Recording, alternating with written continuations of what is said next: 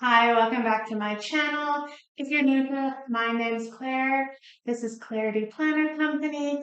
My channel is all about using planning and organization to gently shift the daily rituals in your life so that you can move your life towards one that is more authentically aligned with your soul's purpose and accomplishing everything that you dream of in life. So today is step 3 of 6 of the Overcome the Overwhelm series. If you missed video 1 or 2, I would recommend that you go back to the first one and kind of watch them in order. So today I am talking all about the importance of going step by step and breaking your goals down into actionable steps.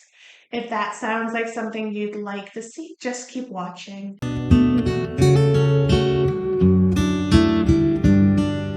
So the reason that I feel breaking things down into small, bite-sized, actionable steps is so important is because I found throughout the years that when I have a goal or a dream that is really important to me, it always seems so huge and it seems almost out of reach and unattainable, as honestly dreams should be.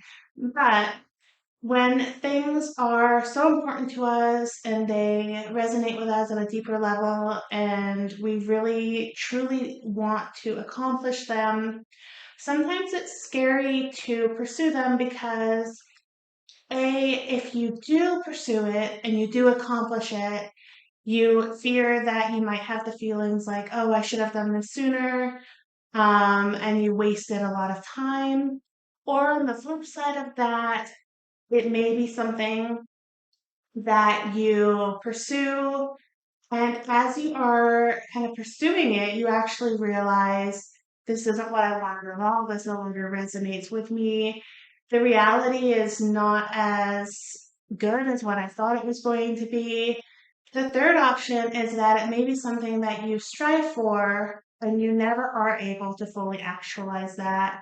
And then there's this fear of being disappointed because your this thing that you've dreamed of having your whole life, you're realizing that it's not something that you're able to attain.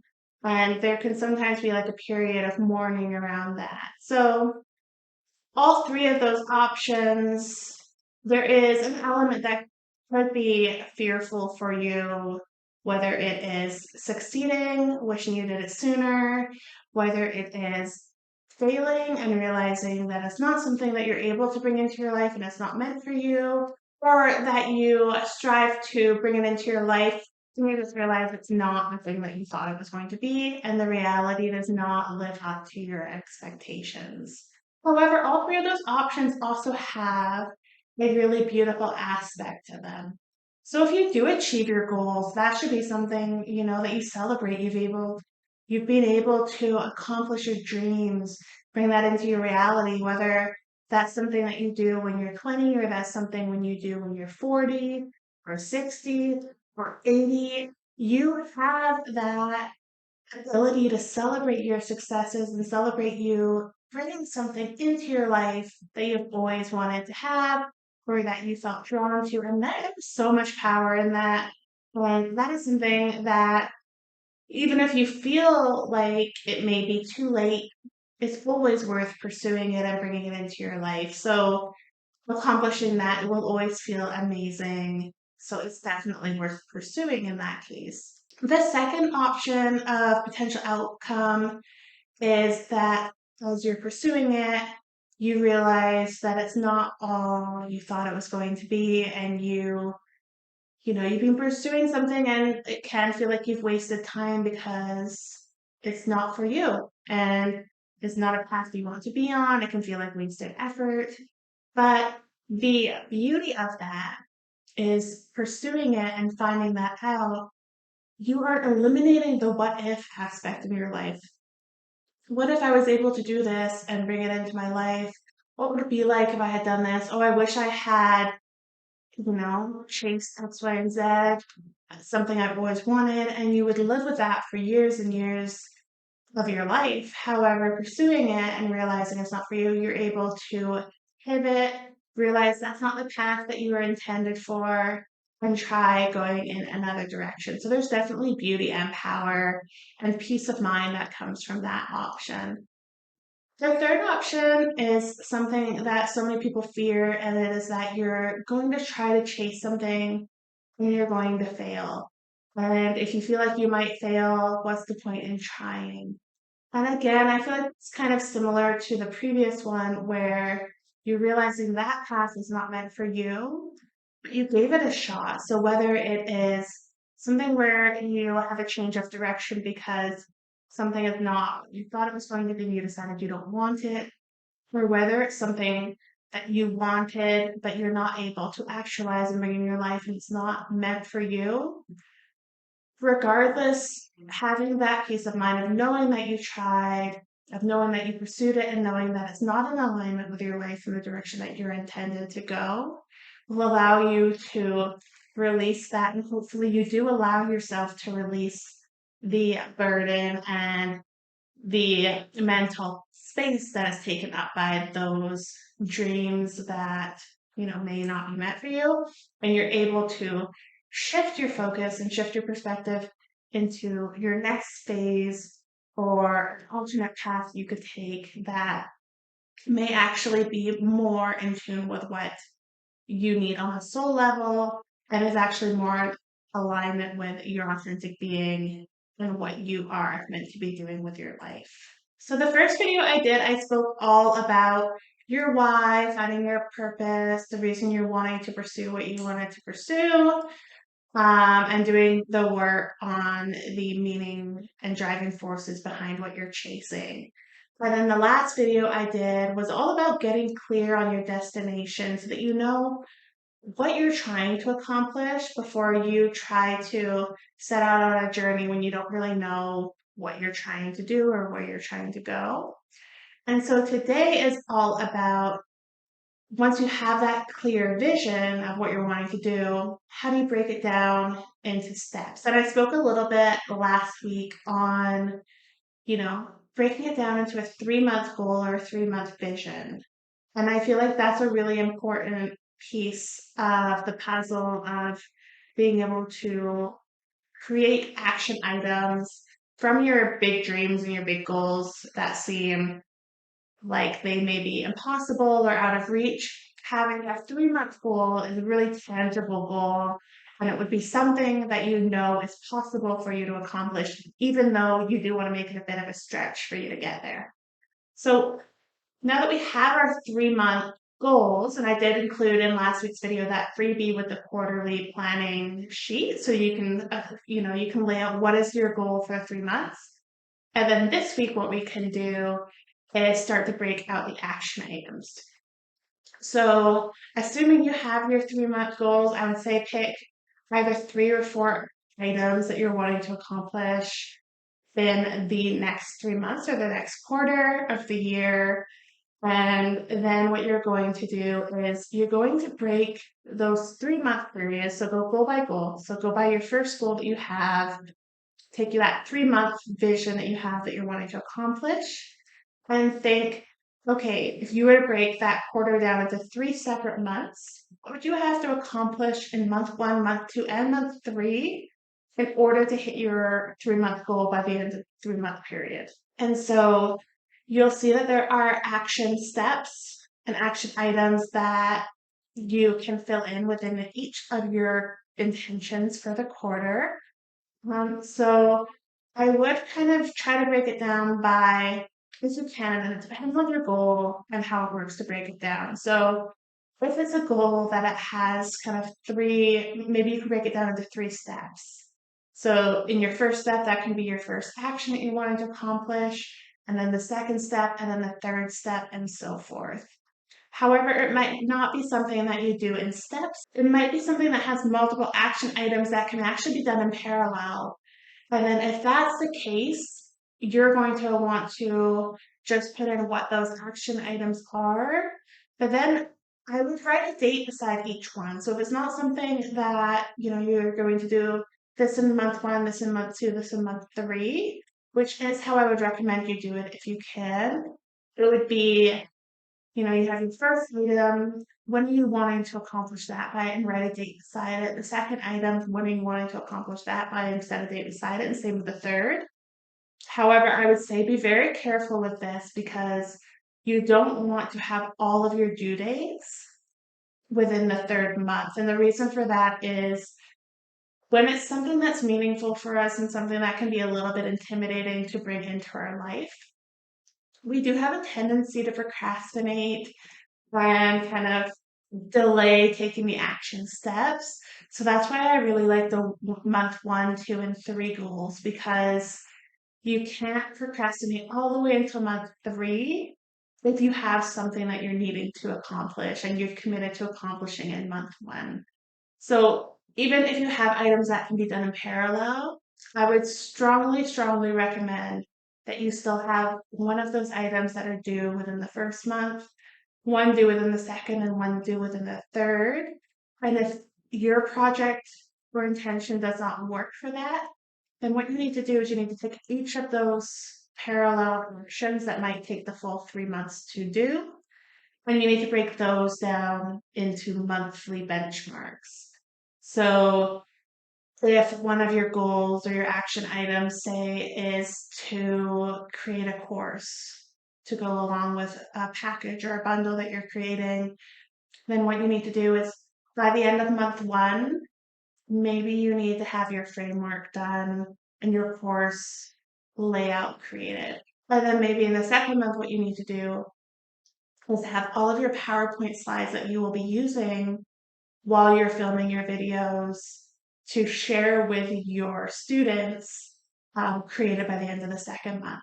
And then by month 3, you would be filming the entire course, and you would be uploading that and getting it all finalized so that your course for your bundle that is that intention is done within the 3 months. And then you would do similar things for the other aspect. For the second one, maybe you are actually creating the rest of the items in your bundle. So with that, what do you need to do in month 1, month 2, and month 3 in order to get those items to a point where you have created them, you've had time to go through and validate them and do all of your spot checks and make sure that they're up to your standards? What do you need to do in terms of getting the listings created? Is there any tech work you need to do? All of that, and then how are you going to break that down month by month? So that's something that you really want to spend the time to create your timeline and what you need to do each month. And it's also totally up to you within your intentions, how much of a stretch goal are you making them? Is your intention going to be for a single one that you're going to create your bundle? And that includes a course, it includes products, it includes all of the social media and everything that is encompassed within that launch. Or are you going to have intention 1 being to create a course, intention 2 being to create the products, intention 3 being your social media strategy? And those are going to be your primary focuses for you. And I think the depending factor on that is how many things in your life do you have that you need to look after?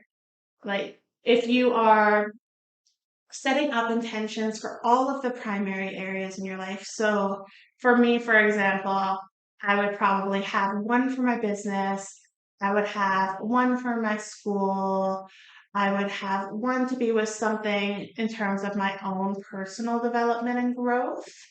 And that can be either spiritual, that can be something where I'm wanting to read X amount of books, it could be something where I'm wanting to focus on my physical or my mental health. And then the fourth one, I kind of will do anything else in my life that is important. And it can be something from one of the other 3 kind of intention areas of my life where I already do have an intention set. Or it can be something else, like maybe there's life admin I need to do and I need to, like this month, get my immigration thing all prepared and submitted. Maybe it is that I'm wanting to, like I did this month again, get my car registered because I've moved out of state. So it can be any area of your life.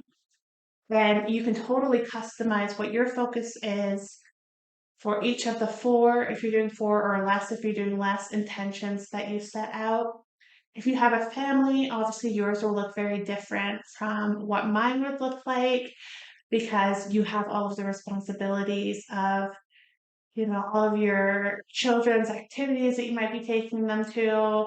You will be spending time, focusing on the familial aspect of your life. And that is something that is so important that can take up so much time and energy. So you may have less time for focusing on other areas. And you may have intentions that you're setting that are not tied directly to you and they're tied to managing your family or managing something for your children or something else that's an important aspect of your life. So definitely be patient with yourself. Give yourself grace as maybe fumble around and figure out what are you wanting to focus on for the next 3 months. How are you going to break that down month by month? What kind of time and resources do you have available to allocate to the different areas? And that will really determine what your goals want to be month by month. And then once you have your monthly goals, and I kind of consider those benchmark goals for the month, how I break it down from there is I transition to a week by week planning schedule. So if you wanted, what you could do is you could say, okay, this is my goal for the month. I have these 4 different actions for my 4 intentions. Each of these are the ones kind of allocated to month one that I'm wanting to accomplish. And then what you can do is you can break that in each of those into half. So you have your 2 weeks and your 2 weeks. And then you can break each of those into half. So you have week by week by week. And I know that was a lot of kind of information and things to take into consideration when you're planning. But it's important to have your structure around what you're doing and your clear methods that work for you personally. So I'm telling you what works for me, but obviously your workflows will be different, the way that your mind works will be different, your work style, and everything is going to be different from what I'm trying to do. Even your goals and what you're trying to accomplish in life and what your day to day life looks like is going to not be the same as me. So it's really important that you can take the kind of core structure that I'm talking about, but really bend it to work for you and for your life and do what is ultimately going to get you to the end where you have accomplished what you've committed to yourself that you want to accomplish in your life. And that you are moving towards those goals, even if it's just one baby step at a time, one day at a time. I really do know that you have the power to create in life what you want to create.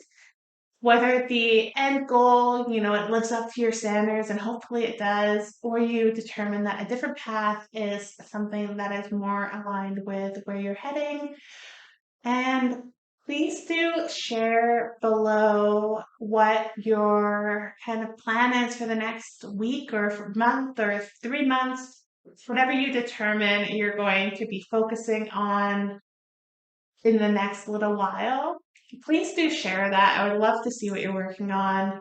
Again, the quarterly freebie, I will link it below in this video, and that just gives you the worksheet that you can use, and it is also in the video number 2 of this series. There will be 6 videos total, so I hope you do stick with me through all of them. As always, if you can give this video a like and subscribe if you're not already, I would truly appreciate that. And I am wishing you a beautiful week ahead.